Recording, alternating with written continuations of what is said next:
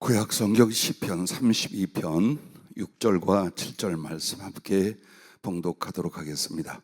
이로 말미암아 모든 경건한 자는 주를 만날 기회를 얻어서 주께 기도할지라. 진실로 홍수가 범람할지라도 그에게 미치지 못하리이다. 주는 나의 은신처시오니 환난에서 나를 보호하시고 구원의 노래로 나를 두르시리이다. 셀라. 아멘. 혹시 나만 그런지 모르지만 더우면 히터를 껐다가 또 추우면 조금 켜주시고 하면 좋겠습니다. 염려 대신 기도라고 성령께서 말씀을 주셨습니다. 여러분과 나에게 수시로 찾아오는 그리고 일어나는 염려, 근심, 걱정, 두려움, 이런 것들은 나아가 우리를 무기력하게 만들고 우울함으로 심령을 상하게 하고, 그리고 주님과 진리와 그 은혜를 잃어버리게 하는 줄로 압니다. 오늘 겪었던 일을 잠시 말씀을 드리면, 갑자기 이런 생각들이 물들 일어나요. 어떤 어려움과 곤란을 겪는 가까운 사람들을 내가 도울 힘이 전혀 없구나. 이 세월 부르짖고 복음을 전하며 살았는데 나는 가진 능력도 힘도 없구나. 그 생각으로 시작을 했어요. 그러다 보니 부모로서도 그렇게 큰 힘이 되지 못한다는 것, 또 교회 우리 성도들에게도 내가 큰 거룩한 은혜의 영향력으로 인도하고 양육하는 것이 참 무기력하다는 것, 또 소중한 하나님이 기뻐할 사역과 또 프로그램 앞에도 그렇게 열심히 있는 이들도 별로 없는 것 같고, 두루두루 마음속에 염려와 낙심이 번갈아 일어났어요. 갑자기 아무 팔다리에 기운이 없어졌어요. 답답하고 어지러워서 밖에를 좀 나갔습니다. 그리고 계속해서 이런 생각 저런 생각들을 하는데 머리가 허연 아저씨 한 분이 나를 싹 지나서 싹 지나가는 거예요. 참 걸음도 빨리 가네. 근데 보니까 빠른 걸음이 아니라 천천히 걷고 있어요. 다만 내가 슬로우 비디오처럼 흐느적 그래 지나간 사람이 참 빨리도 걷네 하고 보니 팔다리가 움직여지질 않아요. 심령도 곤두박질 치고 몸도 거의 쓰지도 못할 만큼 1시간, 2시간을 겪었어요. 그리고 주님 앞에 기도하는데 말씀 제목과 주제를 딱 바꾸셨어요. 바로 염려 대신 기도. 그래, 그 말씀을 받으면서 그래, 언제나 내가 우리 성도들이나 사명자들을 위하여 전하고 가르친다는 말씀은 1차 내게 하시는 것이어서 그것을 다시 생각을 하며 오늘 이 말씀을 받아요. 그리고 여러분과 함께 나누게 되었습니다. 자, 염려와 마음의 고통을 우리가 생각해 보고자 합니다. 여러분에게 어떤 종류의 염려든지 걱정이든지 두려움이든지 이런 것들은 심령과 믿음을 무력하게 만들어 버립니다. 그리고 나아가서 육체까지 병들게 하거나 육체와 정신을 수송될 수 없게 만드는 것이 심령이 상하는 것이요, 그 심령을 상하게 만드는 원인 중에 제일 큰 것이 바로 염려, 근심, 걱정 등등이라는 것입니다.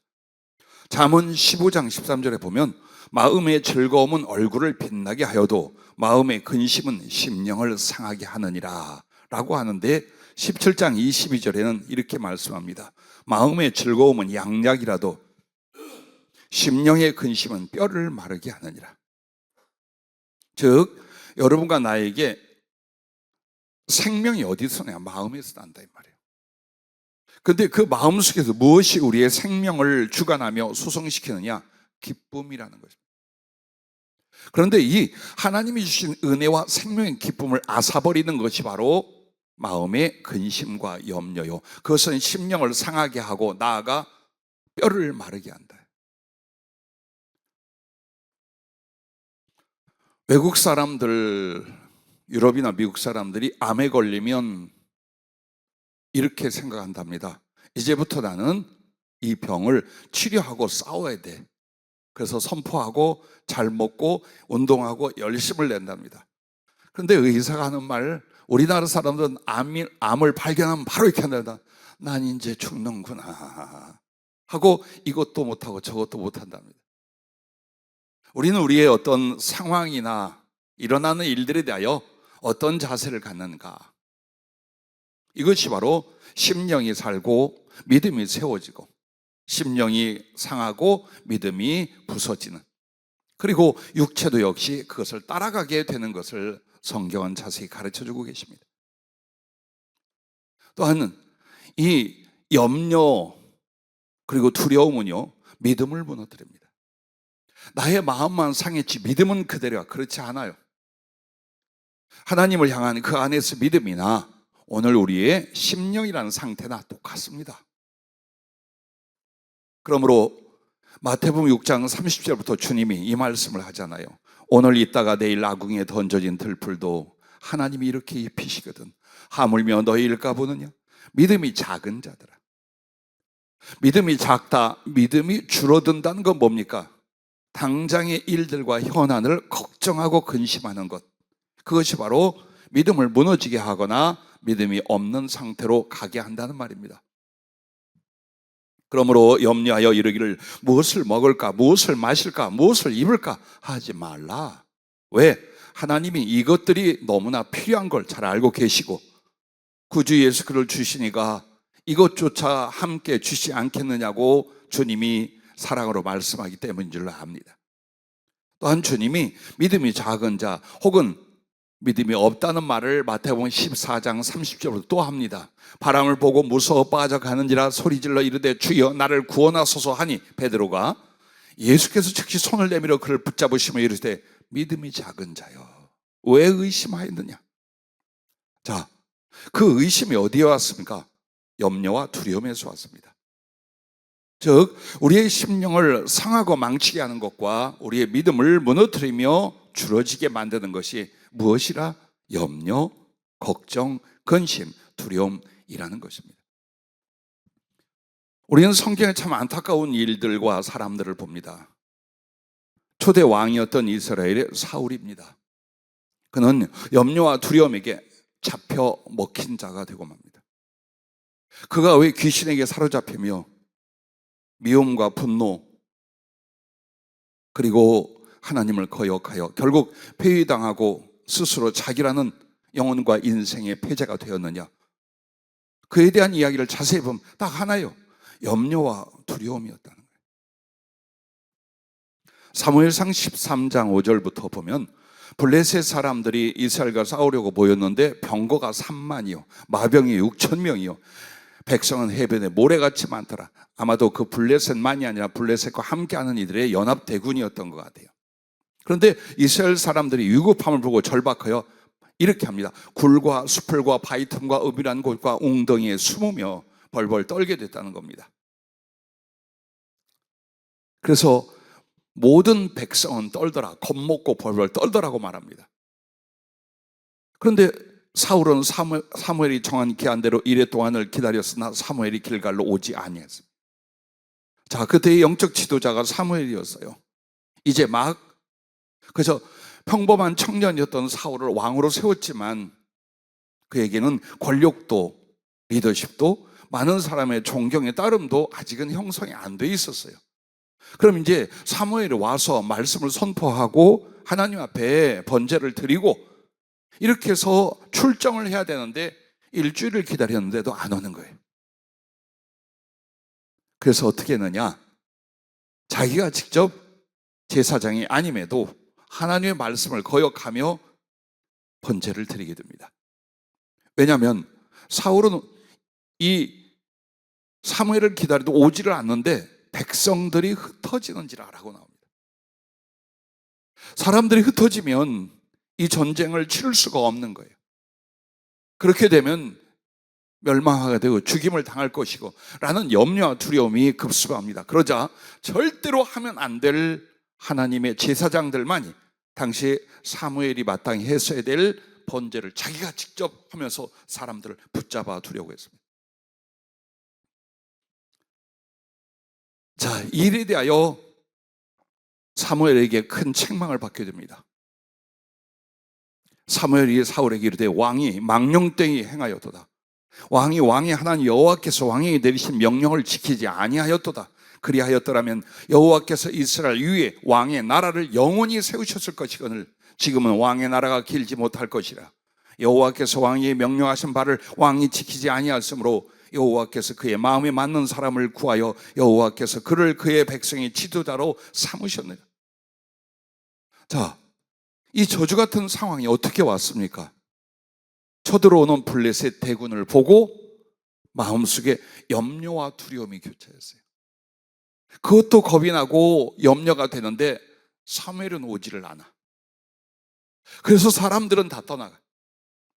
즉 하나님보다, 하나님의 말씀과 그의 약속과 그의 역사보다 무엇을 생각합니까? 정황과 형편을, 사람과 인심을 마음속에 더 두고 있는 거예요. 그런데 그게 자기의 뜻대로 되지 않자 염려가 근심이 되고 근심이 두려움이 되었어요. 두려움만으로 벌벌 떨게 게 아니라 심령이 무너지자 그때부터는 하나님도 그의 말씀도 그의 엄중함도 마음속에서 없어져 버린 거예요. 다른 것이 아니었습니다. 블레셋이 그들을 쳐부시고 이긴 것이 아니었습니다. 사울 왕의 염려와 두려움, 이 상태가 그를 이렇게 무너지게 만드는 것입니다. 그리고 나서 사무엘상 15장으로 가면 또 일어납니다. 그때는 아말렉을 가서 치고 거기에서 남녀노소 할 것 없이 하나도 살려두지 마라. 그리고 소나 양까지도 살려두지 마라. 당연히 아말렉의 왕 아각도 살려줘서는 안 되죠. 그리고 그들의 악함에 대해서 하나님의 공의의 처벌을 위하여 그들을 보냈어요. 그렇게 해서 하나님이 미뤄주신 덕으로 승리를 했는데 사람들의 말을 듣습니다. 사람들의 눈치를 보면서 사울 마음에도 욕심과 혼란이 일어납니다. 아각을 살려둡니다. 그리고 병들고 쓸데없을 것들은 다 없애버리고 좋은 것들, 그리고 아주 값나가는 것들은 그대로 둡니다. 이 사실을 하나님이 사무엘에게 말씀하시면서 내가 저를 왕으로 세운 것을 후회한다. 밤을 지새워 기도하며 사무엘은 안타깝게 중보 기도를 하고 사울에게 찾아가요. 왜 이렇게 했느냐? 이걸로 하나님께 제사를 지내려고 했다고 변명을 해요. 거기에 대해서 더 큰 책망을 받게 됩니다. 그때에 뭐라고 한 줄 압니까? 사울이 사무엘에게 이르되 내가 범죄하였나이다. 내가 여호와의 명령과 당신의 말씀을 어긴 것은 내가 백성을 두려워하여 그들의 말을 청종하였습니다. 사람을 두려워했다는 거예요. 그들이 내 말을 안 듣고 나를 왕으로 취급하지 않으면 어떨까라는 염려가 하나님도 그 명령과 하나님의 사역과 계획도 다 그르쳐버리게 만드는 거예요. 우리 속에 일어나는 염려는 조그만 걱정이 아닙니다. 더 깊게 고통이 되고 나아가 변질이나 변절이 되게 만듭니다. 이게 염려요. 이게 걱정이요. 이게 두려움들이에요. 그러므로 염려는 불신과 원망과 거역과 고통을 가져오게 됩니다. 여러분, 구약 성경에서 출애굽한 백성들이 40년 동안 하나님을 거역하거나 원망하거나 혹은 불이 쏟아지거나 불뱀이 나타나거나 땅이 갈라지거나 말할 수 없는 고통과 괴로움들을 당합니다. 그리고 그것을 읽으면서 나 같으면 저렇게는 안 했을 것이다. 우리 같으면 저렇게는 안 했을 것이다. 어쩌면 저렇게 하나님의 기사와 표적과 나타나심과 그 말씀과 필요를 다 공급하는 자비를 보면서도 저렇게 할 수 있을까? 응? 저렇게 할 수 있을까? 라는 생각들을 수천 년 동안 믿음의 사람들이 전부 다 해왔을 거예요.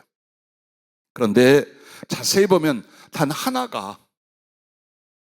한 가지가 뭘 만들어요? 불신을 만들어요. 하나님께 대하여. 그리고 그 하나님을 원망하고 거역하며 결국 말할 수 없는 영혼과 존재와 삶의 고통과 멸망을 가져오게 돼요. 근데 그 하나가 뭡니까? 걱정, 염려였어요. 물이 없어. 물이 없으면 이와 같이 기적을 행하시며 만물을 주관하신 하나님께 구하면 될 텐데 이 염려가 어느 쪽으로 가는 거예요? 하나님에 대한 사랑의 신뢰가 안 일어나게, 이걸 불신이라는 거예요. 하나님의 신앙을 바꿔서 타 종교로 가서가 아니라 교회를 다니고 예배를 드리면서도 여러분과 내가 마음속에서 염려함으로 말미암아 하나님이 행하시고 하나님이 긍휼을 베푸시고 하나님이 도우시고 이루실 그것을 못 믿게 되는 거예요. 불신앙은 예수의 이름을 부인해서가 아니라 하나님의 말씀과 그의 자비하심 등등에 대하여 어때요? 신뢰를 안 하기 시작해요. 염려가 그렇게 무서운 거예요. 동시에 주님에 대한 은혜와 자비를 신뢰하지 않으니까 이제 이 상황에 대해서 뭐가 됩니까? 원망이 일어나기 시작하는 거예요. 우리를 애굽에서 불러내지 않았더라면, 이 말이 뭔 줄 알아요? 나를 예수 믿게 안 만들었더라면, 나를 하나님의 자녀나 천국 백성으로 안 삼으셨더라면 이 고생이나 이 어려움은 안 겪었을 것을 이따위 소리를 합니다. 그리고 심지어는 어떻게 하냐? 우리가 막 이렇게 하면 하나님이 주나 안 주나 보자. 즉 우리 중에 하나님이 있나 없나 보자 라는 시험까지 합니다. 자, 이렇게 악해지고 고통과 죽음 속에 들어가는 그 일들의 원인이 염려였었다라는 거예요. 염려. 걱정했어요. 아이고 어떡하지? 이 상황을, 아이고 우리의 어려움을, 사람을, 물질을, 상황을, 질병을.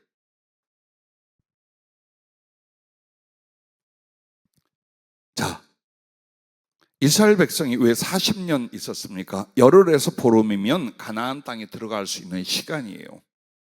걸어서 도보로 가도 보름이면 충분히 애굽에서부터 가나안 지역에 들어갈 수 있었어요. 근데 40년을 했어요. 민수기 13장엔 잘 나옵니다. 40명의 정탐을 가나안 땅에 들어가서 돌아오라고 했잖아요. 그런데 갈렙은 와서 어떻게 모세와 백성들에게 말하느냐? 갈렙이 모세 앞에서 백성을 조용하게 하고 이르되 우리가 곧 올라가서 그 땅을 취하자 능히 이기리라 하나. 이제 나머지 각 부족에서 거출되어 같이 갔다 온 정탐들 39명 혹은 38명은 이렇게 말합니다. 그와 함께 올라갔던 사람들은 이르되 우리는 능히 올라가서 그 백성을 치지 못하리라.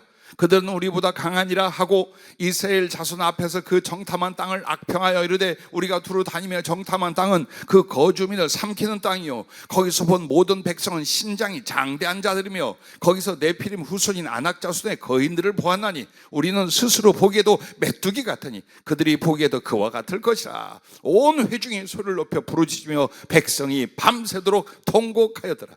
참 희한하죠? 믿음의 말, 하나님의 말씀과 긍정적인 메시지는 안 받아들여요. 근데 그것을 거꾸로 걱정하고 염려하고 부정적인 말을 하는 이 사람들의 말을 듣고 온 회중이 절망하며 두려워하며 통곡하고 그리고 나서 어떻게 합니까? 그때부터는 악을 쓰면서 원망하고 대들기 시작을 합니다. 거기에서 포도 한 송이를 두 사람이 메고 나올 정도예요. 정말 기름지고 자원이 많으며 그리고 풍성하고 좋은 것들이 많았다는 거예요. 지금의 땅이 아니에요. 수천 년 전에 그 지역이에요.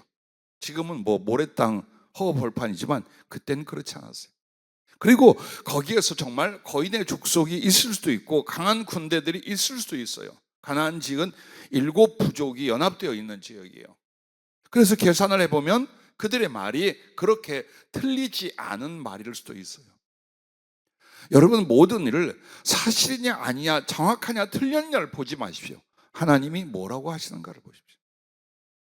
사람이 뭐라 하고 상황이 어떤가를 보면서 여러분은 분명히 뭘 가져요? 염려와 걱정, 근심과 두려움으로 빠지게 됩니다. 이걸 절대로 하나님이 원하지 않고 우리 안에 제거하시길 원하는 거예요. 우리는 자꾸 이렇게 말합니다. 현실이 그렇지 않습니까? 상황이 그렇지 않습니까? 내 처지와 신세가 그렇지 않습니까? 그때 여러분과 난 이렇게 말해요. 너의 하나님은, 이 상황과 내 모습은 이렇다 할지만 나의 하나님은 누구시며 나의 하나님 내게 뭐라고 말씀하셨으며 나의 하나님은 내게 무엇을 하시는가? 즉 염려와 낙심의 눈을 하나님을 향하여 돌릴 수 있는, 이게 믿음이에요. 이 문제가 우리들에게 사람이 살면서 다 그렇지 뭐, 어려움과 고난은 있는 거니까 그럴 수도 있는 거지 라고 하면서 우리들의 심령과 삶에서 염려, 근심, 걱정, 두려움을 제거하지 않는 거예요. 근데 그게 어느 정도냐? 절대로 그 심령이 하나님의 은혜로 기뻐하며 거룩한 소망과 사랑으로 장성하며 믿음의 역사가 절대로 그 사람 속에는 안 일어난다는 거예요. 절대 안 일어난다. 그래서 30년 지나고 70년 지나도 그 모습 그대로, 혹은 예전보다 더 위선과 형식의 껍데기만 남아버린 이유가, 여러분과 나는 잘 알아요. 죄악이 무섭다는 것, 결코 범해서는 안 된다는 것, 기필코 회개하고 싸워야 된다는 것. 그런데 염려는 아무도 죄라 여기지 않아요. 아무도 이것을 하나님 앞에 악이라고 생각하지 않아요. 염려는 상황일 뿐이고 처지일 뿐이고 당면한 일이라고 생각하는 거예요. 이 문제가 하루 이틀이 아니고 우리 죽는 날까지, 마지막 죽음 앞에서 그럴 것인데, 그러므로 여러분과 나는, 성령이 이렇게 말씀하십니다. 반드시 이겨야 할 대상이 바로 염려라고 하셨습니다. 모든 죄의 근본이 되기도 하고, 그리고 무엇보다도 여러분이 잘 아는 가인의 시기가 어째서요? 그 시기 질투로 인하여 의롭고 사랑스러운 자기 동생을 쳐 죽입니다. 그런데 그 가인의 시기와 살의 악함이 어디서 왔느냐? 염려에서 왔어요. 위치를 뺏길까봐, 축복을 뺏길까봐, 사람들의 인정과 관심을 뺏길까봐 염려하기 시작했어요. 그래서 그 염려는 걱정으로 남아있는 게 아니에요. 그 염려를 제거하기 위하여 어떤 생각을 합니까? 시기와 질투가 일어나고, 그 시기와 질투는 미움으로 작동하고, 미움은 바로 살의는 살인으로 저질러져. 시작은 뭡니까? 염려로 시작이 된다는 거예요. 그래서 여러분이 내 안에 일어나는 염려를 빨리 제거하고 이기지 아니하면 어떤 상황으로 비참하게, 어떤 상황으로 궁핍하게 꺾어지고 무너져 갈지 모른다. 그것을 주님이 말씀하고 계신 것입니다. 자, 잠언 14장 29절 30절에 보면, 노하기를 더디하는 자는 크게 명철하여도 마음이 조급한 자는 어리석음을 나타내느니라. 평온한 마음은 육신의 생명이나 시기는 뼈를 썩게 하느니라. 자, 노하는 것도 그렇고 마음이 조급한 것도 그렇고 시기 질투도 그렇고 전부 다 어디서 오느냐? 그 심령의 염려의 조급함이라는, 여기서 일어난다는 거예요. 그래서 자, 이런 걸 보아요. 좀 나아지잖아요, 형편과 처지가. 그러면 여유로워지고 자비로워지고 모든 사람의 관계에 남을 배려하기 시작해요. 근데 힘들고 어렵잖아요. 좁아져요. 사람의 생각과 인품이 매우 좁아지고 지극히 이기적으로 바뀌어요. 그래서 여러분이 물질이나 상황이 넓고 여유로워질 때까지가 아니라 심령을 하나님의 은혜로 그렇게 만드는 거예요. 내 안의 믿음으로, 내 안의 그 말씀으로, 내 안의 하나님의 사랑으로 교통하면서 나를 염려와 두려움에 비좁은 곳으로 집어넣지 말고 하나님의 은혜와 자유의 넓은 곳에 둔다면, 나도 그렇지만 내가 대하는 사람과 일들에 대해서도 여러분은 넓고 큼지막한 그릇으로 남에게 나타내고 하나님께 드려져 쓰임받을 줄로 믿으시길 바랍니다.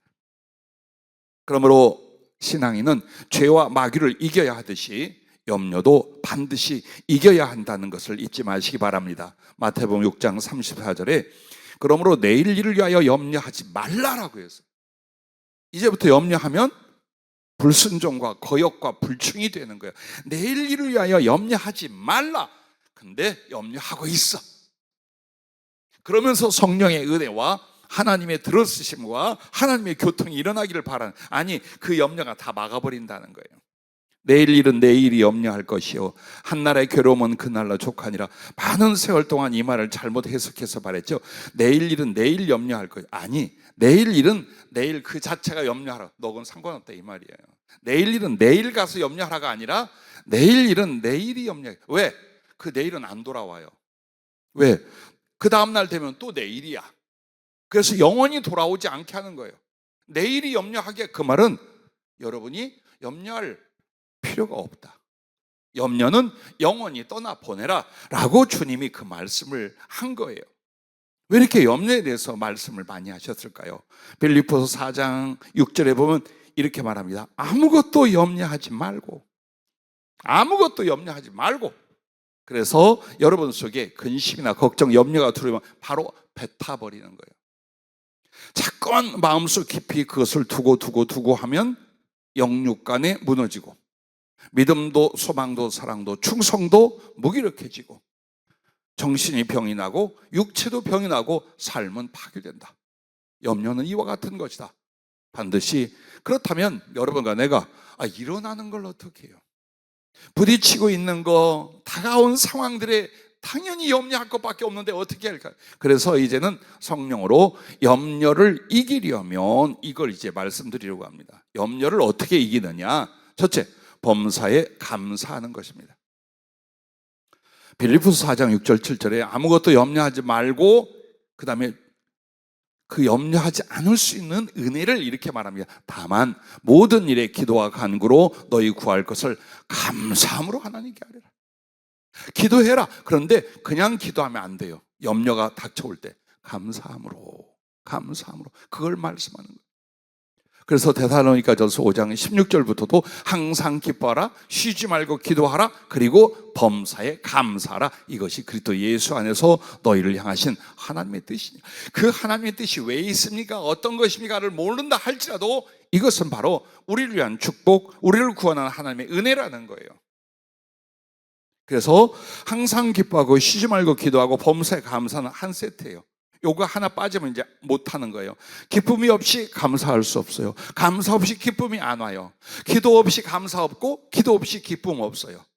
이렇게 해서 기뻐하라는 것, 그리고 기도하라는 것, 감사하라는 건 하나로 연결이 되는 거예요.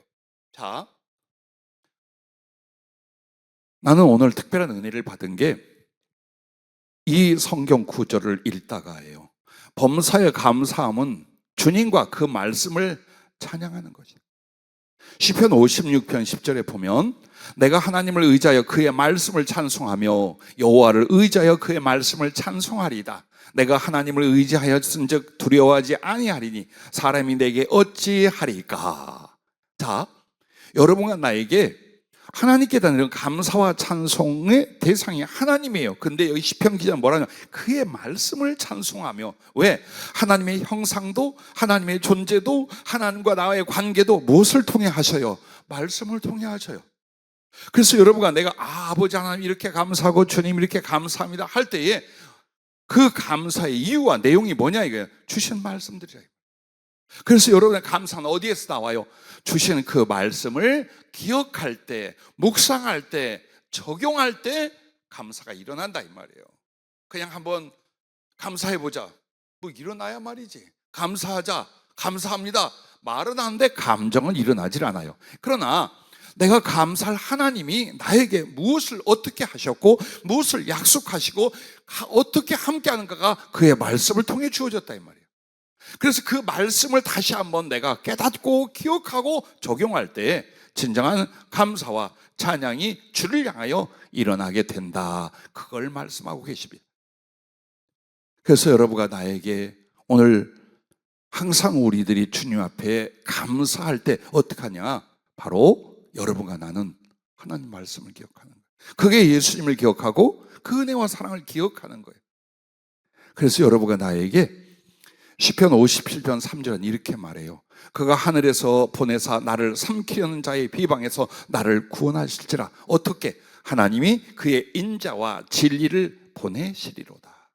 그의 인자하심을 따라 뭘 보내요? 말씀을 보내요. 말씀을 보내어 우리를 지키시고 치유하시고 보호하시고 이기게 하신다 그 말이에요.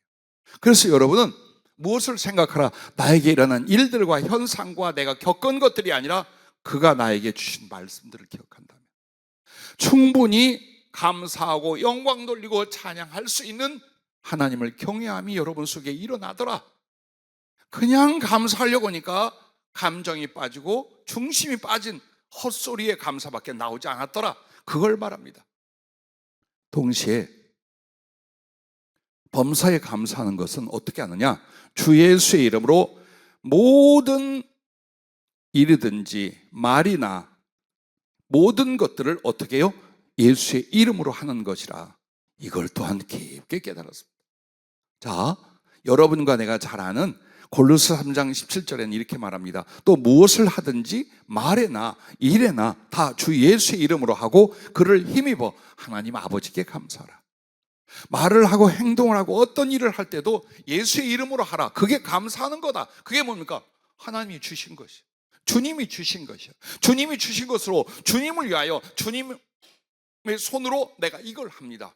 이 말을 하고 이 모든 것들을 주님이 주신 은혜로 말미암아 내가 이 복음을 전할 수 있고, 주님이 주신 사랑으로 말미암아 내가 사랑할 수 있고, 주님이 주신 은총과 사명으로 말미암아 내가 너를 도울 수가 있고, 이 먹고 마시고 내게 되어진 모든 일들 우리 주님이 주신 거예요. 이게 바로 주의 이름으로라는, 마치 내가 나를 위해 살고 내 힘으로 살고 있는 것처럼 말하면 전부 다 내가 일하고 내가 말하고 내가 행동하고 내가 꿈꾸는 거예요. 그런데 그것이 우리에게 무엇을 가져다 주겠어요? 항상 염려하게 만들고 걱정하게 만들고 좌절하게 만들 뿐이에요. 그러나 실제로 주님이 모든 걸 주셨고 모든 섭리를 하고 계셔요. 그러므로 모든 일이든지 말이든지 무엇을 하든지 예수의 이름으로 하는 것, 그게 바로 감사라는 것입니다. 이렇게 해서 여러분과 내가 모든 일, 즉 범사에 감사함은 믿음과 영혼이 깨어 있는 것. 항상 주님이 깨어 있어라, 깨어 있어 기도하라 그러잖아요. 골로새서 4장 2절에 기도를 계속하고 기도에 감사함으로 깨어 있어. 잘 가르쳐 주셨어요. 뭐가 기도로 깨어 있는 거냐? 그냥 횡설수설 기도하는 게 아니라 그냥 안타까운 현실의 아픔으로 그거 매달려 주세요 주세요 하는 게 아니라 감사하는 것. 그게 바로 깨어있는 기도, 깨어있는 영혼의 상태다. 그 얘기를 하고 계신 거예요. 그래서 여러분과 나에게 이제 기도라는 말이 나올 거예요. 제목처럼 염려 대신 기도예요. 근데 중요한 걸 빠뜨리는 게 뭐냐? 감사의 마음과 감사의 중심과 감사의 생활이 없는 기도는 하나님에 대하여 또 뭐냐? 또 하나의 염려를 가져오는 거예요. 염려를 말하고 있으면서 염려는 계속돼. 그래서 하나님께 말해놓고 기도해놓고 또 하나의 염려는 이거예요. 들어주실까? 안 들어주시면 어떡하지? 결국 염려로 말미암아 기도하고 염려를 아래어놓고 또 염려를 하는 거예요. 뭐가 빠져서 그래요? 감사가 없는 기도는 그렇다는 거예요. 한번 보세요. 자, 물질 문제로 하나님께 기도했어요. 그 물질의 염려 때문에 하나님 이걸 해결해 주시되 언제 어떤 방법으로 어떻게 해주세요 하고 걱정을 하고 있습니다. 그리고 나서 감사가 없는 사람 또 이렇게 합니다. 그런데 기도한다고 되나? 목사님은 하기 좋은 말로 기도하라고 했지 그건 뭐 누구에게나 하는 말이 아닐까? 기도한다고 모든 게 된다면 이미 나는 어마어마해지지 않았을까? 요따위 생각. 이게 어디서 와요? 염려를 제거하지 않은 심령 상태는 기도해도 말씀을 들어도 그냥 염려에 빠져 있더라 그 말이에요. 안 바뀌는 거예요. 가끔 아주 가까운 사람들을 영적 점검을 하거나 살아온 세를 쭉 보면요, 가끔가다 어떤 사람들은 염려를 하는데 아직도 염려하고 있어요. 처음 만나서 염려를 했는데 10년, 20년이 지나서 지금도 똑같은 염려를 또 해요. 이걸 어쩌나? 이걸 정말 어떻게 해야 되나? 왜? 그 염려는 아무것도 자라나지 않게 해요. 아무것도 변화되지 않게 해요. 아무것도 행할 수 없게 만들기 때문에 주님께서 그 염려를 이기려면 네가 범사에 감사해야 된다. 오늘 그 말씀을 하고 계신 것입니다. 자, 그리고 말씀을 받고 기도하고 있다가 우리 한 자매가 어떤 통화 때문에 간증을 했어요. 혼자 살며 여러 가지 어려움도 있는데 어떤 일들로 인하여 그대로 가면 수천만 원의 손실이 발생이 될 상황이에요. 그랬는데 주님이 얘기를 하는 거. 그거 누구에게 얘기를 하면 그가 너를 도와서 처리할 것이다. 근데 그 누구가 절대로 그렇게 할 수 있는 능력과 형편과 상황이 아니라는 거예요. 절대로 안 돼요. 예. 그리고 얘기를 들어봤더니 정말 내가 봐도 그걸 할 수 없는 사람이에요. 자기 코가 석자고 아무 행할 수 있는 법적으로도 능력으로도 상황으로도 안 되는 사람이에요. 근데 주님이 그거 도울 수 있게 할 테니까 해라. 그리고 오늘 몇 주 지나서 오늘 목사님 오늘 기쁜 일이 있어요. 뭔데? 목사님 지난주에 말한 것처럼 누구에게 이렇게 말하라고 했잖아요. 그럼 도와준다고? 됐어요. 그가 아주 가까운 일을 대신해서 그 일을 해결할 수 있게 해줬다고. 진짜 놀랍다고. 그래, 그러니까 우리 중에 하나님이 살아계신 거야. 그걸 통해 제게 뭘 또 주님 깨닫게 했냐? 말씀하지 않았느냐. 처지와 형편은 어려워도 내가 너에게 혹은 너희들에게 어떻게 하겠다고 말씀하지 않았느냐.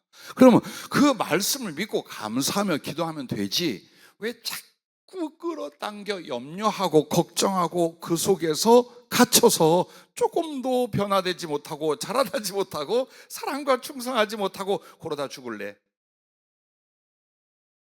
우리 주님은 환경을 바꾸고 상황을 바꾸기 전에 뭘 주셔요? 말씀을 먼저 주시는 거예요. 그래서 그 말씀을 잡고 말씀을 기억하며 감사할 것이요, 또한 그 말씀을 잡고 모든 일마다 주의로 행하며 나아간다면 얼마든지 우리 주님은 당신의 말씀을 감사하는 여러분을 통해 이룰 줄로 믿으시기를 바랍니다. 그래서 감사는 이미 염려와 두려움을 이긴 것입니다. 합당한 영광을 하나님 앞에 나타내고 또 하나님의 임재와 기쁨이 함께 일어납니다. 그래서 찬송과 기도와 행함을 뭐가 일으켜요? 감사하는 사람만이 일으킬 수 있다라고 하셨어요. 자, 이렇게 범사에 감사하면서 이제 어디로 가야 돼요? 모든 것을 하나님께 아뢰어 기도하라라는 것입니다. 자, 여러분에게 정말 극심한 두려움이나 고통, 염려가 발생이 됐어요. 근데 이거 어떻게 감사하면서? 감사는 그거 말고도 할 거 수없이 많잖아요. 그래서 감사로 말미암아 주님과 나 사이의 모든 것은 은혜요 사랑이요 감사라는 걸 다시 한번 만들어 놓고 이제 하나님 앞에 그 심령 상태로 염려와 그리고 여러분이 바라는 소원의 분량만큼 감사함으로 주께 기도하는 거예요. 그 염려와 걱정과 두려움을 어떻게 하라? 심령은 감사함으로, 그리고 그 일 처리는 하나하나 그만큼 분량으로 기도하라는 거예요. 그만큼 분량으로. 걱정이 그 데미지가 한 100쯤 일어나면 그럼 100의 강력으로 하나님께 기도하라요. 나의 염려가 지금 1000가지예요. 그럼 그 1000가지를 전부 다 어디로? 감사함으로 하나님께 아뢰라는 거예요. 근데 이거 안 해. 왜 안 넣냐? 그런다고 돼? 라는 염려가 또 깔려 있는 거예요. 그래서 그것을 아주 그 망측한 것을 확 뽑아버리는 게 뭡니까? 감사함으로요. 감사. 어떤 일을, 왜? 우리는 하나님의 섭리를 다 몰라요. 만분의 일, 억만분의 일도 몰라요. 지금 주님이 나를 위하여 혹은 그 말씀을 위하여 뭘 하는지 알고 계십니까? 모르잖아요. 그러니까 모르지만 그는 우리를 위하여 일하고 계시고 은혜로 예비하고 계심을 믿고 감사하는 거예요. 믿고 감사하는 거예요. 자꾸만 상황을 보고 처지를 보고 사람을 보면서 낙심하거나 염려하고 두려워한다. 그러지 말라라는 거예요. 그래서 여러분과 나에게 내가 오늘 이 문제가 참 걱정거리네 한번 걱정하고 고민하지 말고 그 강도와 간절함으로 하나님께 기도할 것이고, 내 마음에 이게 절실히 필요해요, 우리에게 지금 이게 너무나 필요한 소원이에요, 그거 그렇게 애타하지 말고 하나님께 감사함으로 가서 기도하라 이 말입니다. 그걸 기꺼이 주님은 받아주실 줄로 믿으시길 바랍니다. 그래서 아무것도 염려하지 말고 오직 모든 일에 기도와 간구로 너희 구할 것을 감사함으로 하나님께 아뢰라고 한 거예요. 그래요, 좋습니다. 오늘 본문 말씀은 우리에게 무엇을 말합니까? 기도할 기회를 만드는 거예요. 내게 지금 어려움이 왔어요, 고난이 왔어요, 비방이 왔어요. 앞을 봐도 걱정거리, 뒤를 봐도 절망의 거리, 좌우를 봐도 다 막혀 있어. 그때 어떻게 하라고? 위를 보고 하나님께 기도하라. 하나님께 기도하라 그 말이에요. 그래서 여러분과 나로 하여금 주님 앞에서 정말 내 이 모든 일들과 상황들의 어려움은 그냥 어려움으로 두지 말고 유일하게 열려있는 하늘, 유일하게 해결할 수 있는 하나님께 아뢰이면 된다라는 거예요. 말하면. 예? 왜 그런데 주님은 기도하지 않아도 아신다면? 안다고 했지 언제 도와준다고 그랬어요? 여러분 혹시 기도응답 이렇게 주님 물질이 필요합니다, 물질 주세요 그랬죠? 알았다. 그걸로 끝나면 알았다고 언제까지 해야 돼요? 내가 어떻게 해주마까지 가야죠. 농담이에요 물론. 근데 여러분과 내가 주님께서 아신다라고, 그러니까 나는 기도 안 해도 돼, 불신이에요. 기도하기 귀찮아서 하는 사람들이에요. 왜? 기도가 그 염려거리를 아뢰는 것만 합니까? 감사하지요, 찬양하지요, 회개하지요, 사랑하지요, 서원하지요, 깨닫지요, 바뀌지요, 뒤집어지지요, 자기를 바치게 되죠. 그래서 기도하라는 거예요. 그래서 이 기회, 지금 이 고난이나 역경이나 이 염려나 이 근심의 거리들은 내가 기도할 기회로구나, 기도할 틈이로구나를 알라라는 거예요. 오늘 보면 우리에게 그걸 말하는 거예요. 왜? 하나님 우리의 피난처시요, 우리의 구원자시요, 우리의 기도를 긍휼히 여겨 들어주신 분이에요. 그래서 고난은, 염려거리는 내게 기도할 기회다. 할렐루야. 주님을 찾을 기회다라고 여기라는 것입니다. 여러분 그렇습니다. 여러분과 내가 기도를 많이 해야 된다는 거, 계속해야 되는 건 잘 알아요. 근데 몸과 마음과 사업과 생활이 조금만 평안하고 안전해지잖아요. 그러면 육적이고 세상적인 게으름이나 그 취미에 푹 빠져버리고 하나님 앞에 경건이나 사모함이나 영적 생활을 위하여 여러분이 그쪽으로 못 갑니다. 왜냐? 육이 워낙 강해요. 육의 소욕과 습관이 우리에게 너무나 강하게 있어요. 그래서 여러분이 여유를 주고 잘 되게 하잖아요. 하나님의 뜻대로 살 것 같죠? 아니요. 육의 뜻대로 살고 돈과 세상의 뜻대로 더 많이 가게 돼 있어요. 그런데 근본 믿음이 있는 사람이에요. 혹은 하나님의 부르심 앞에 바르게 선 사람이에요. 그에게 고난을 주죠. 어떻게 할 것 같아요? 어이구 주여 이거 한다 이 말이에요. 주님께 나가고 주 앞에 엎드려서 자기를 쏟아내고 치유받고 변화되고 헌신하고 사랑하고 이게 만들어지는 거예요. 그리고 나서 그 안타까움의 문제를 하나님이 해결해 주시면 겸손한 믿음으로, 견고한 믿음으로 이 사람 딱 올라가게 되는 거예요. 그래서 여러분은 왜 지지리도 안 돼? 왜 이렇게도 어려워? 힘들어 죽겠네. 어느 세월에 하지 말고 감사함으로 하나님께 하나하나 다 아뢰라.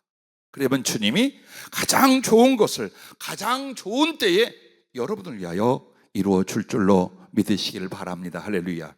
그래서 제가 가끔 여러분에게 성령을 구하느냐, 근데 정말 성령을 얼마나 필요로 하느냐, 그 간절함의 세기와 필요만큼 기도하라 이 말이에요. 여러분이 그냥 주여 성령 충만을 주시옵소서 하면 주님이 가만 들으시기 그래요. 안 다급하구나. 너 그렇게 성령님이 절실히 필요하지 않구나. 그럴 때 주면 너 그거 가지고 교만해지거나 쓸데없는 일하거나 혹은 혼란에 빠지거나 사단의 이용을 당할 수도 있어. 너 더 절실해져야 돼. 너 더 간절해져야 돼. 그때까지 너의 기도를 보고 심령을 볼 거야. 이게 성령에 관한 기도만이 아니에요. 물질 문제도 마찬가지요. 우리의 삶과 인간을 구원하는 문제와 우리의 비전과 앞으로 그것을 이룰 일에도 여러분은 뭘 보여야 돼요? 그만큼 간절함. 간절함이 뭐냐? 사모함의 믿음이에요. 그래서 여러분이 기도할 때에 그 간절함을 정말 염려하고 있잖아요. 그 걱정하고 있잖아요. 필요로 하고 있잖아요. 그렇다면 그 강도로, 그 세기로, 그 내용대로 하나님께 나아가 부르짖고 강청하라 이 말이에요. 누구처럼? 한나처럼. 만약 한나가 자식도 있고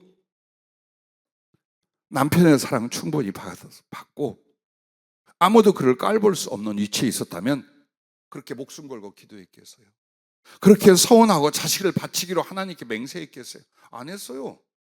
그런데 자식이 없는데 같이 들어와 있는 부처가 말도 못할 정도로 시기, 질투, 모욕, 능욕을 다 하는 거예요. 이걸로 말미암아 괴로워 그 슬픔과 고통이 그 번뇌가 말도 못할 지경이 된 거예요. 근데 어때요? 그 감정대로, 그 원한대로, 그 사마음대로 하나님께 나가 기도해요. 어떻게 간절히 기도했든지 영적 눈이 없는 엘리 제사장이 그 술 취해가지고 네가 어디 여호와의 전에서 술 취해가지고 응? 술주정이냐? 얼마나 간절히 흐느끼고 부르짖고 혹은 중얼거리다가 울고 웃고 했는지 술 취한 여자 들어가지고 그런 줄 알 정도로 했어요. 나는 슬픈 여자입니다. 여차저차 이 고통과 괴로움 속에 내가 하나님께 이렇게 간절히 기도하고 있습니다. 자, 바로 그거예요. 여러분과 내가 하나님이 감정을 가지신 분이에요. 인격을 가지신 분이에요. 기계나 혹은 여러분 자판기가 아니에요. 하나님은 자판기가 아니야. 누르면 나오는 게 아니에요. 그분에게 뭘 보여야 돼? 마음을 다해. 그 마음속에서 그분의 감정이 일어나셔. 감정이 일어난다는 걸 뭐라고 말해요? 감동이라고 해요. 하나님은 감동하시잖아요. 율법을 초월해요. 자연의 모든 것들을 초월해서 행하셔요. 그걸 기적이라고 하는 거예요. 그래서 여러분과 나의 기도는 주님 마음을 어떻게 감동시킬 수 있는가? 나의 이 애절함으로 혹은 당신을 기쁘시게 함으로 그의 마음이 움직일 수 있도록 하는 것, 그거예요. 오늘 내가 그렇게 슬프고 힘듭니까? 오늘 정말 내가 너무나 어처구니 없을 만큼 억울합니까? 혹은 그 궁핍과 이 고난이 계속되고 있습니까? 거기에 대해 한이 맺혔으니까 그 한 맺힌 대로 기도해야 되는데 기도할 때는 너무 여유자작하는 거예요. 중얼중얼 졸았다 깼다 몇 마디 이러면 하나님 아니요, 그렇게 한 거 아니라니까. 감사한 마음 다음에는 뭐예요? 구구절절히 절실한 간절함. 그걸로 하나하나 하나님께 아뢰는 바로 이 부분이 있어야 돼요. 그래서 여러분과 나는 주님 앞에서 어떤 상과 어떤 어려움이 와도 정말 가장 염려와 두려움을 가져왔을 것은 왕의 도장이 찍힌 그 조서. 만약 누구에게 예배드리고 절하고 기도했다면 사자굴로 던져버린다는 그 조서를 보았음에도 다니엘은 어때요? 그 염려와 두려움을 이기고 하나님께 하루 3번 감사하며 기도하였더라, 이렇게 말하잖아요. 그게 이기는 거예요. 그때에 열려져 있어 자기의 원수의 보는 앞에 하나님을 기도할 때 얼마큼 간절했겠어요? 어떤 가슴이었겠어요? 목숨을 걸고 하나님께 감사하며 기도했어요. 죽을까? 나는 죽을 각오 내지는 목숨을 던지는 기도를 하나님이 오랫동안 지체하는 것을 본 적이 없어요. 다만 우리가 그렇게 안 하더라 이 말이에요. 힘들어, 귀찮아, 꼭 그렇게 해야만. 요 따위가 우리는 염려, 근심과 두려움과 걱정과 안타까운 소원이 산같이 쌓여지고 있는데도 하나님께는 이 감정이 안 일어나는 거예요. 이 간절함이 안 일어나는 거예요. 목만 쉬어도 이게 싫어. 조금만 피곤하고 무릎만 조금 아파도 이 기도 이렇게 해야 돼. 이렇게 해요. 이게 얼마나 불경건한 짓입니까? 하나님 앞에. 지금 내 상황과 형편이 그렇게 어렵습니까? 그렇게 절실하여 염려나 두려움과 걱정이 산같이 올 만한 일입니까? 기도 그렇게 하라 이 말이에요. 그렇게. 대신 기도는요, 내가 걱정하고 염려한 그 일 하나하나 그것만을 구하라는 게 아니에요. 여러분의 기도의 근본 목적이 있어요. 주님이 아무것도 염려하지 말라고 하신 뒤에 이 말씀을 했어요. 그런즉 너희는 먼저 그의 나라와 그의 의를 구하라. 그리하면 이 모든 것을 너희에게 더하시리라. 이게 뭡니까? 먹고 마시고 입고 자고 쓰고 이거 걱정하지 마라, 이거 염려하지 말아라고 하신 말씀이에요. 염려하지 말라라고 하고 대신 무엇을 기도하라고? 하나님의 나라와 하나님의 의를 위하여 기도하라. 그리하면 너희들의 먹고 마시고 쓰고 지금 염려하고 걱정 그거 하나님이 다 해결해 준다라고 말하는 거예요. 그래서 예전에는 저도 기도를 선배나 혹은 목사님들의 가르침을 통해 같은 내용의 기도를 100일, 같은 내용의 기도를 1000마디, 10,000마디를 했어요. 하나님 그거 들어줄 때까지. 그게 간절한 기도라고 생각했어요. 그런데 조금씩 하나님 말씀과 그의 거룩한 섭리와 사랑의 경험으로 조금씩 커가면서 뭘 알았냐? 그게 아니에요. 내가 지금 물질로 기도할 때 이 물질의 이야기를 얼마나 간절하게 많이 하나님께 알아야 듣는 게 아니에요. 그보다 주님께서 바라는 게 뭐겠어요? 하나님의 나라와 의라는 게 뭘까요? 그 하나님이 나를 온전히 다스리고 내가 복음을 위하여 사는 걸 가르쳐 말하는 거예요. 하나님의 의란 뭘까요? 그분을 닮아가는 거예요. 회개하고 변화되고 사랑하고 성숙해가는 거예요. 그걸 내가 기도하고 매달리고 있다면 주님께서 물질 문제 한마디만 해도 들어줄 수 있고 건강 문제 조금만 기도해도 들어줄 수 있고 이 말이에요. 그걸 말하는 거예요. 즉 하나님께서 아무것도 염려하지 말고 감사함으로 하나님께 아뢰어 기도하라니까 그것만 기도하는 게 아니라 기도의 방향과 목표는 하나님의 나라와 하나님의 의를 기도하라는 거예요. 그걸 간절히 기도하는, 그걸 말씀하는. 그래서 여러분이 충분히 사랑을 고백하고 감사하고 회개를 하고 순종을 하고 비전으로 말미암아 소원을 하고 또 주님을 사모하고 이렇게 하나님의 나라 의를 구하는 간절한 그 기도 뒤에 여러분은 주님 그러하오니 행여 물질을 주신다면 더 큰 사랑과 섬김과 선교를 위하였을 것이요, 행여 주님이 나의 건강을 주신다면 지난날 못한 충성과 사랑을 이루는데 이 목숨을 바칠 것이오며, 행여 내 뜻대로 나를 위한 효자로 자라나기를 봤던데 저희들 앞으로는 주님 앞에 온전히 바쳐지고 정말 하나님께 사랑과 충성으로 쓰임받는 하나님의 일꾼으로 드리기를 원합니다. 이렇게 바뀌는 거예요. 이렇게 되기까지 하는 거예요.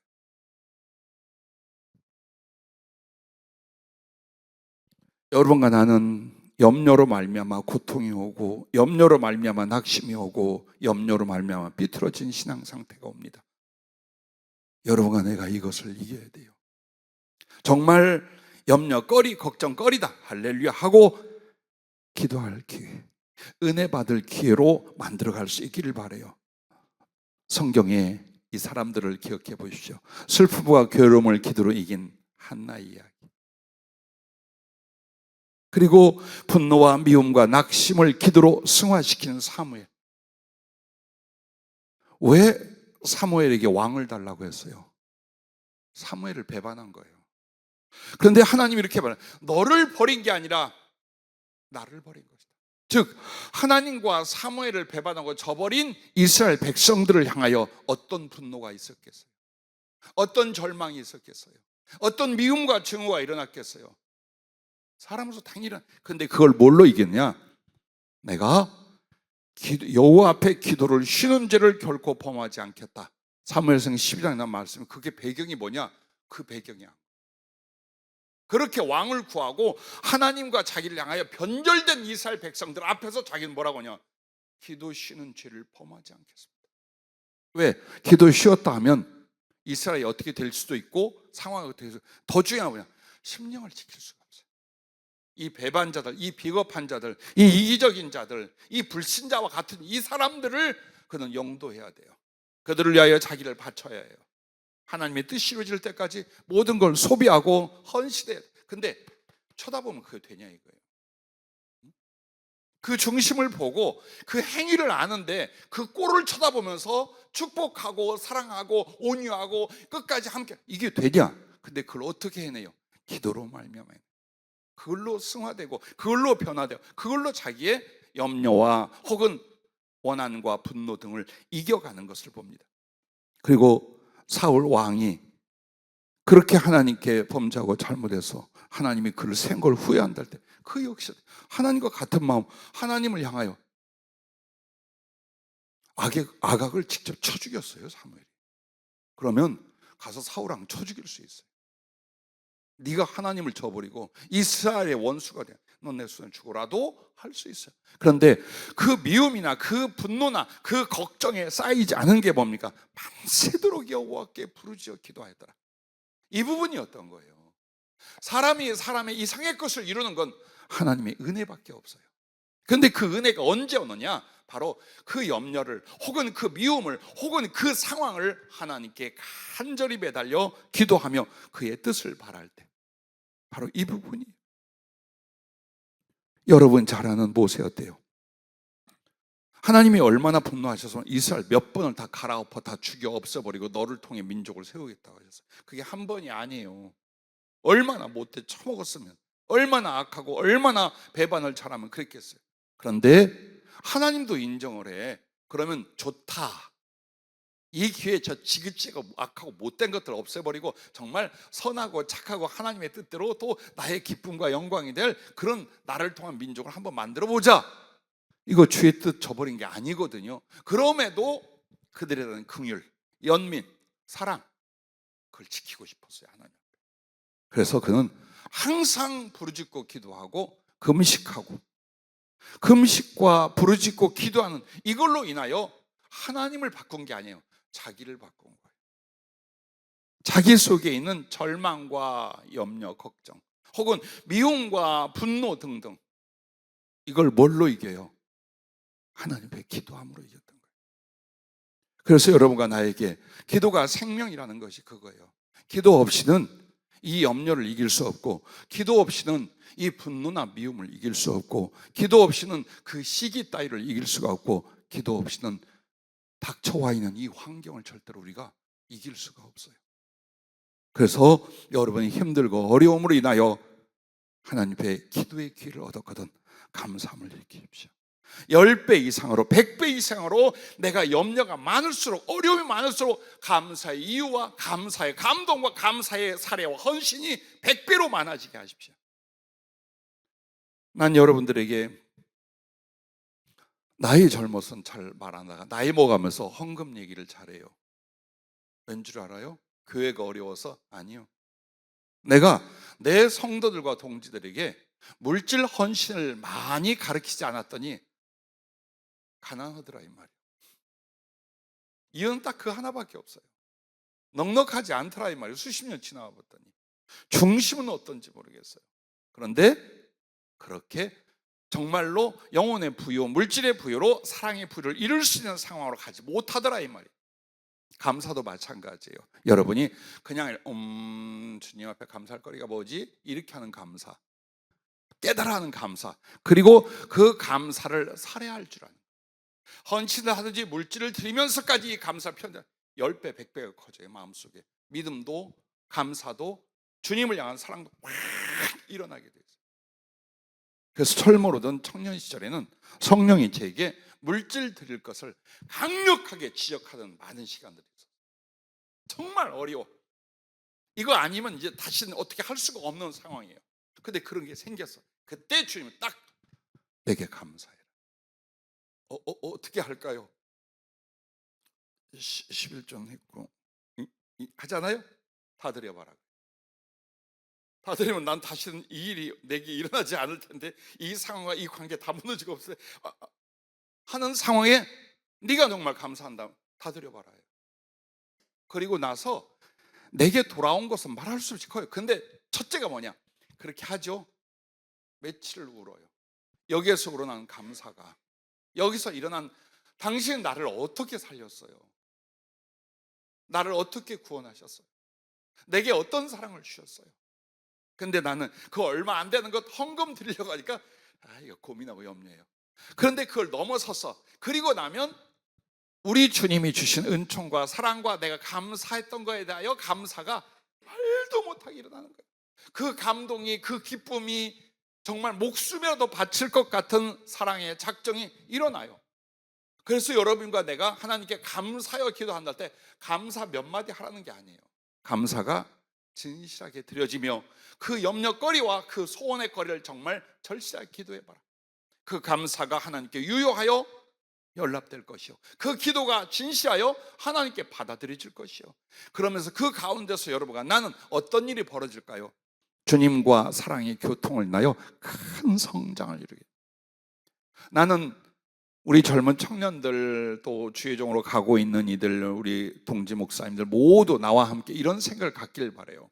지금 당장 일어날 일들보다 여러분과 나의 영혼의 성숙이 어떻게 이루어져 가는가를 더 중요하게 여기고 더 사모할 수 있기를 바라요. 왜? 여러분과 내가 했던 영광도 아픔도 수고도 충성도 다 놓고 갈 거예요. 다 없어질 거예요. 그러면 주 앞에 가서 여러분과 나에게 남는 건 뭐냐? 단 하나밖에 없어요. 내 구주 예수를 조금이라도 더 사랑했던 것. 그게 영혼의 성숙이에요. 그걸 소중히. 좋다.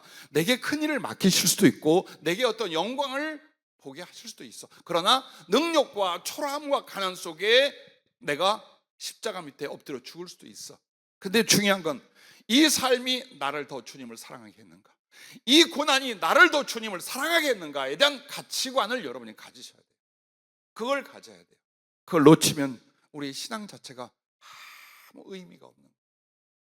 그래서 여러분과 내가 고난이 있고 염려거리가 많아 하나님께 감사하고 기도했어요. 근데 단지 감사하고 기도로 응답받고 해결됐다가 아니라 벌써 내 안에 믿음이 자라고 사랑이 자라고 겸손이 자라고 하나님을 향한 나의 영혼의 성품의 중심의 것들이 성장하게 되는 일이 훨씬 크게 일어난다라는 거예요. 그걸 여러분이 어떤 신앙의 열매보다도 소중히 여길 수 있기를 바랍니다. 왜요? 그 사랑은 영원히 갈 거거든요. 그리고 땅에서 주님을 위해 만든 사랑은요, 그걸로 끝이에요. 하늘나라에 가서 증가되지 않아요. 그걸 토대로 여러분 누리고 주님 사랑으로 들어가요. 그래서 여러분이 3이라는 수치만큼 여러분의 사랑의 영혼의 성수를 이뤘어요. 그러면 3으로 말미암아 하늘에서 얻을 것을 얻어요. 근데 어떤 사람은 3천을 이뤘어요. 주님 사랑의 성숙을. 그 사람은 3천을 곱하여 하늘나라의 그 사랑을 이루고 누리게 돼요. 기회가 이 땅에 있을 때밖에 없어요. 하늘나라 가면 그것 위에 플러스지 이게 갑자기 바뀌지 않아요. 그래서 주님을 사랑하는 그 씨를 만드는 기회가 언제나 지금밖에 없어요. 죽음은 없어요. 절대로 그게 안 일어나게 돼 있어요. 그래서 여러분과 내가 죽기 살기로 사는 것이 땅의 것을 누리고자 함이 아니라 내 구주 예수를 더욱 사랑하는 영혼의 성숙에 들 수 있기를 바랍니다. 그리고 주께서 심령에 평안으로 임재 동행하십니다. 잘하는 빌립보서 4장 6절 7절 마지막이 뭡니까?